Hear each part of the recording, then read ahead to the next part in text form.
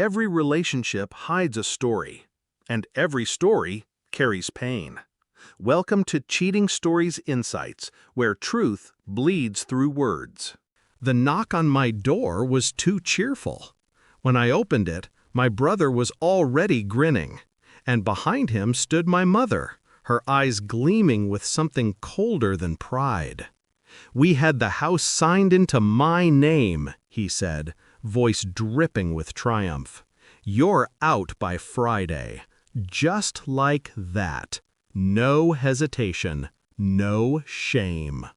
I stood there in silence, letting the words settle like dust in a room where something had just shattered.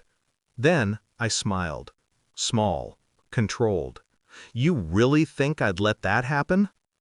The smile faltered on his lips, but only for a moment.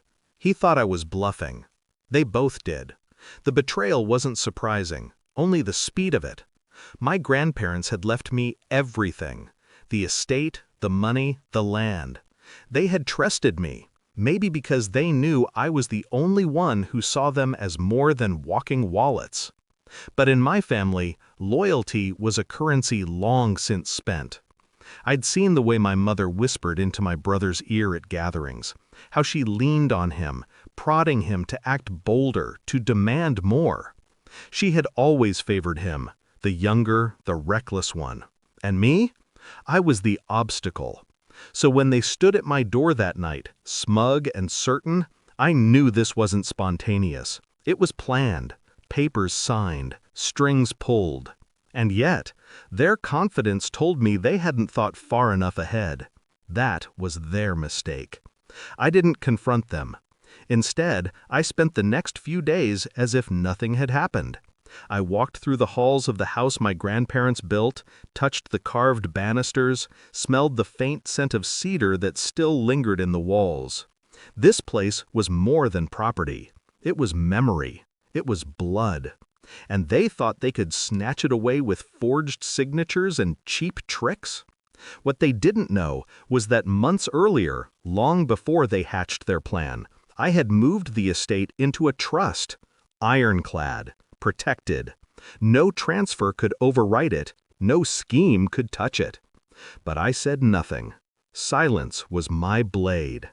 2 days later, they returned. This time, they didn't knock with words. They arrived with movers, a truck in the driveway, strangers ready to carry away my life piece by piece. My brother swaggered up the steps. My mother followed, chin high, already imagining the victory. But when the door opened, it wasn't just me standing there. It was the lawyer, and in his hand, the folder.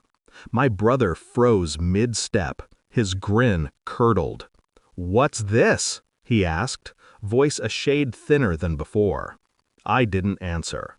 The lawyer did, calm, precise. "This property has been in a trust for nearly a year. Any attempt to transfer ownership is invalid, fraudulent in fact, which makes this," he tapped the papers they had filed, "a crime." The color drained from my mother's face. My brother stammered, "No, that can't." But I only watched, detached, silent. Their confidence dissolved into panic right there on the porch, under the weight of their own arrogance. The movers, sensing the tension, stepped back. The lawyer handed me the folder. Heavy, final. I opened it slowly, deliberately, letting the papers rustle like a verdict being read. "This house was never yours," I said softly, eyes fixed on my brother. "It was never going to be yours, not for a second." He swallowed hard, eyes darting anywhere but mine. My mother tried to speak, but her voice cracked. "We were only what?" I cut in. "Testing me? Stealing from me? Betraying the only trust our grandparents placed in this family?" The silence that followed was suffocating. I closed the folder. And with that sound, just a soft click of paper against paper, their little empire of lies collapsed. They didn't argue further. They couldn't. The movers drove off, confused. My brother stood on the porch, fists clenched, but his bravado had bled out of him. My mother looked older than I had ever seen her, as if the weight of her schemes had finally settled across her shoulders. I didn't gloat, didn't raise my voice. Their shame was enough. The law was enough. I had beaten them without lifting a hand. That night, I sat alone in the study. The house was silent, the way it had been when my grandparents were alive. The trust documents lay on the desk beside me, but I didn't need to read them again. They weren't just proof of ownership. They were proof of foresight. Proof that I had seen this betrayal coming long before it arrived at my door. And in that, there was clarity. My family hadn't taken the house, but in trying, they had taken something else. They had taken away the last illusion that we were bound by anything stronger than greed. And strangely, I was grateful, because now I knew, and knowing was freedom. When I think back to their faces on the porch, the shock, the collapse, the realization, I feel nothing but calm, no pity, no rage, only certainty. They had tried to steal my inheritance, but what they really lost was me.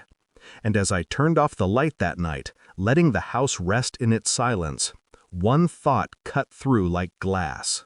The blood in my veins may be theirs, but the legacy in these walls, it will never belong to them.